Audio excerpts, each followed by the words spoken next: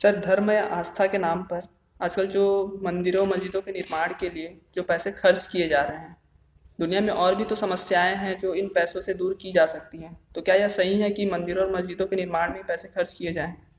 जब व्यवस्थाएं टूटती हैं, जब नलका टूटता है तो नलके के अलावा सब दूर से पानी बहता है।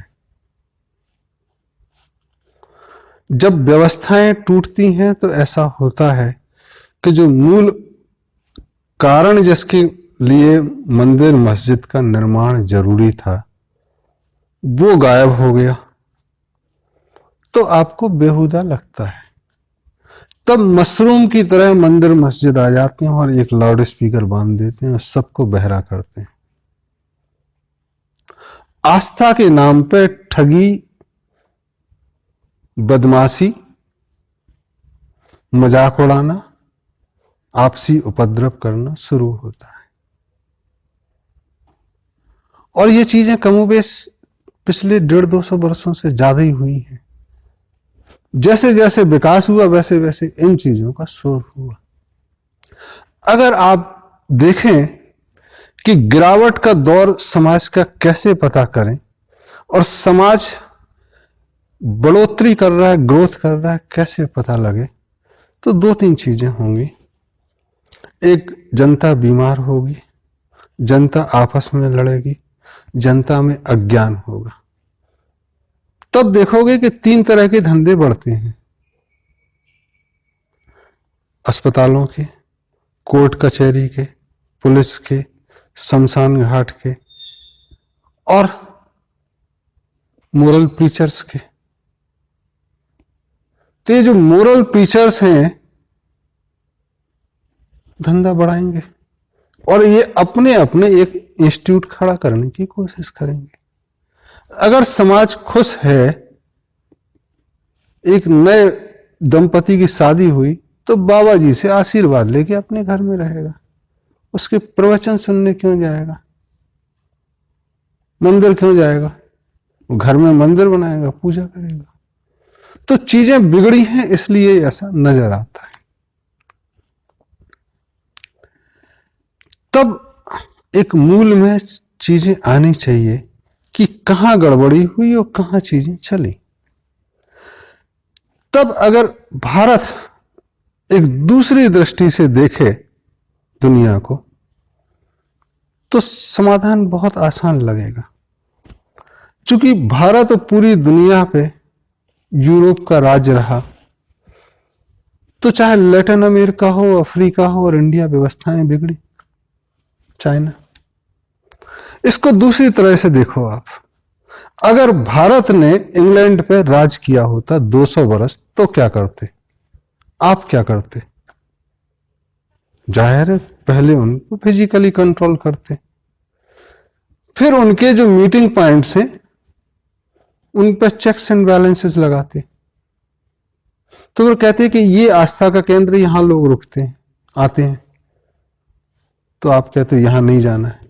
तो आपको लगेगा कि राज्य करने के लिए कुछ स्वतंत्रताएं देना जरूरी है।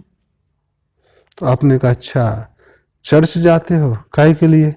प्रेयर के लिए। प्रेयर करो, वापस आ जाओ।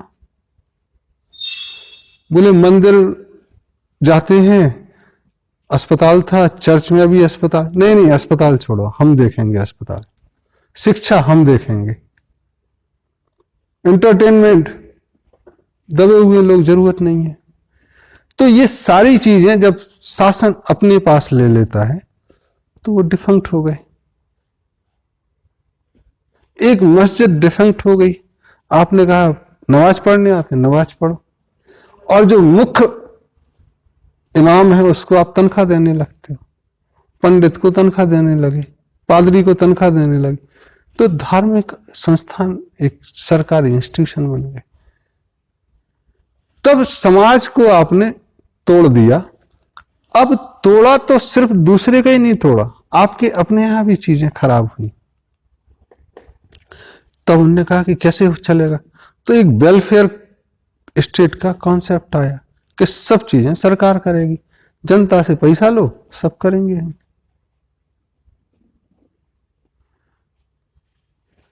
पैसा लेते हुए अच्छा लगा, बट डिलीवरेंस कैसे करोगे? आपने कहा हमारे आदमी करेंगे, सरकारी नौकर करेंगे। सरकारी नौकर 8 घंटे के। समाज का काम आपने ले लिया, समाज का पैसा ले लिया, रिटर्न देना है तो पानी इधर तक आएगा और फिर वापस जाएगा, तो बीच को गीला करेगी। करप्शन बढ़ा। और वो स्टेट वेलफेयर होने के बाद भी कुछ देश तो इतने कंगले हो गए कि यूरोपियन इकोनॉमी ने सोचा कि उनको बाहर कर दें, ये चलेंगे कि नहीं। दूसरे लोगों ने कहा कि हमारी रईसी से ये पल रहे, हम अलग हो जाते हैं। तो ये सारी चीजें आई बीच में। भारत में जितने भी धर्म ग्रंथ, धर्म इंस्टीट्यूशंस थे, वो एक पूरी की पूरी सामाजिक व्यवस्था का स्वरूप चलाते थे, और शासन एक अलग बड़ी चीजें देख रहा है। मूलभूत चीजें शिक्षा जैसे हुई, स्वास्थ्य हुई, भविष्य वक्ता हुए, नगर प्रबंधन हुआ, ये सब मंदिर का काम।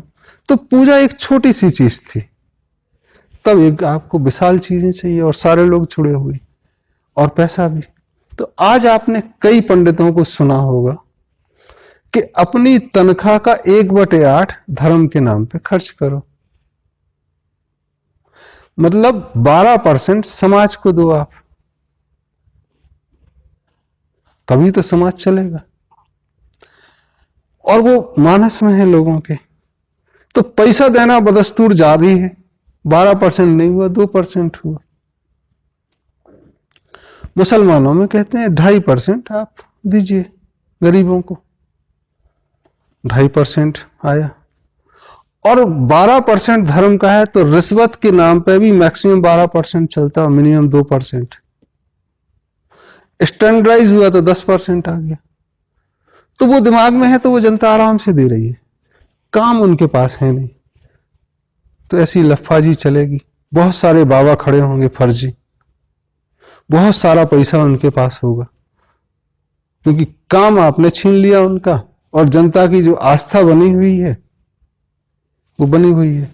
अगर दुनिया में साइकोलॉजिकली आप मनुष्य को रीड करो, तो रूस में एक एक्सपेरिमेंट हुआ, पावलोव कॉग्निशन थ्योरी, उस पर कुत्तों पे प्रयोग हुआ कि आप रोटी देते हो तो लार आती है, फिर रोटी की बात करते हो तो लार आती है। तो मनुष्य भी लगभग वैसे ही चीजें चल रही हैं। आप धर्म की बात करते हो तो लगता है कि धर्म सब कुछ हमको कर देगा, हमें ठीक कर देगा। धर्म की बात आती तो आप पैसा देने से भी नहीं मुकरते, क्योंकि वो पुराना दिमाग में चल रहा है और इस साइकोलॉजी को लूटा गया। कुछ धर्म ऐसे हैं वो साइकोलॉजी फिलॉसफी पे ही चलते हैं। भारत कहता है फिलॉसफी नहीं, दर्शन।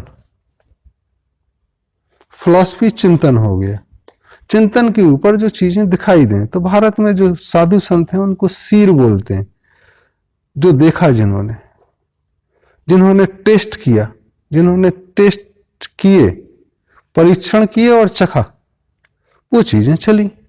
तो ये चीजें चली, बस दिक्कत ये हुई कि जब व्यवस्थाएं ठीक चलने हो लगती हैं तो आपको लोगों की बकत कम हो जाती है। आप सोचते हैं सिस्टम ही चीजें चला रहा है, तब लोगों का सम्मान करना, जो खड़ा करे हैं उनका कम हो जाता।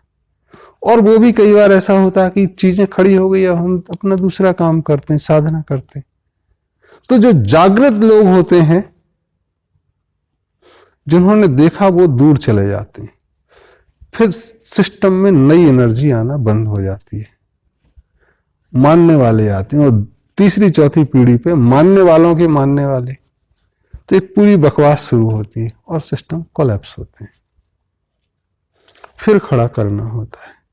तो ये जो चल रहा है, बदमाशी ही सही, ये कहीं ना कहीं दिखा रहा है कि मूल में कुछ रहा होगा। ये मूल की तरफ इशारे को बनाए हुए हैं। जो चौराहों पे भीख मांगते हैं भगवान के नाम पे, और आप देते हो शनि बाबा के नाम पे, हनुमान जी के नाम पे, ये उनको जिंदा रखे हुए, गलत है लेकिन जिंदा रखे हुए। सिस्टम बनाना है जहां भिखारीपन खत्म हो चौराहों पे, वो आस्था के केंद्रों में जाएं, समाज अपनी जिम्मेदारी ले।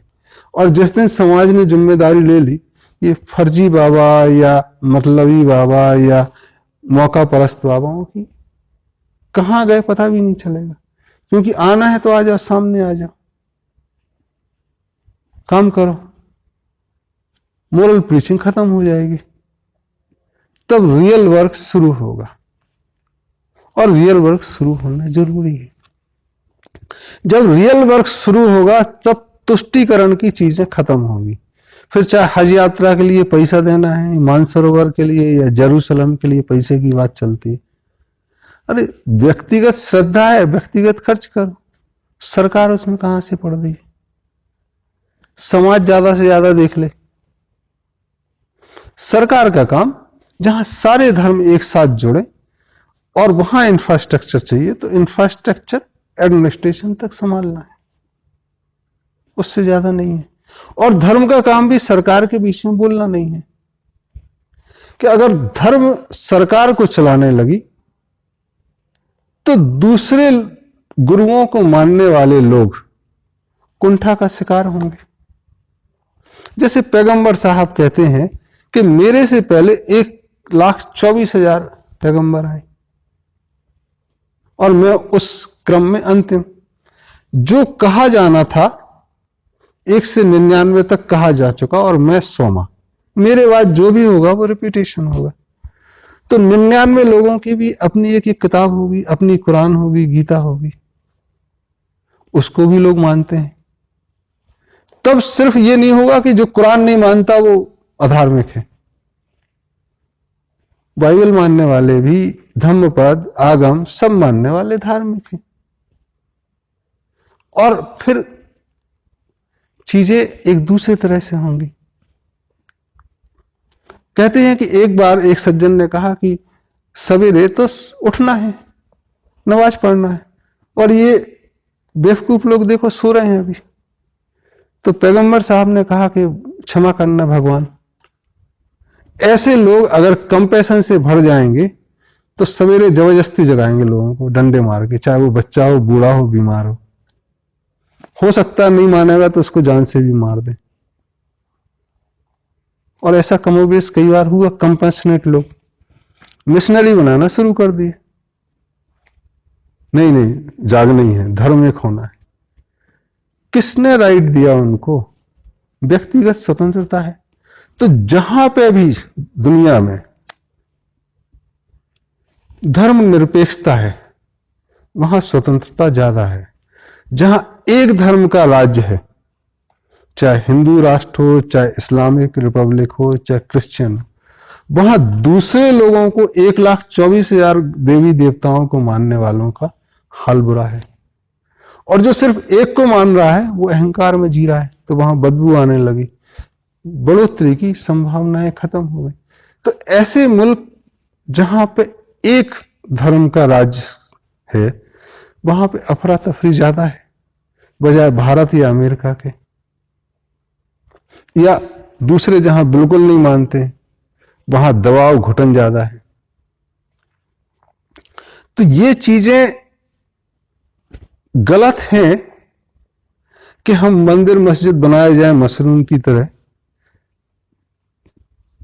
जरूरी है कि हम अच्छे मंदिर बनाएं, अच्छे मस्जिदें बनाएं, वो समाज के कार्यकलाप का हिस्सा बने। और जो फालतू हैं जिसमें तिलक करके व्यापार चल रहा है उनकी जरूरत नहीं है। सारी मूर्तियां एक जगह, तब नगर प्रबंधन की एक नई जरूरत है।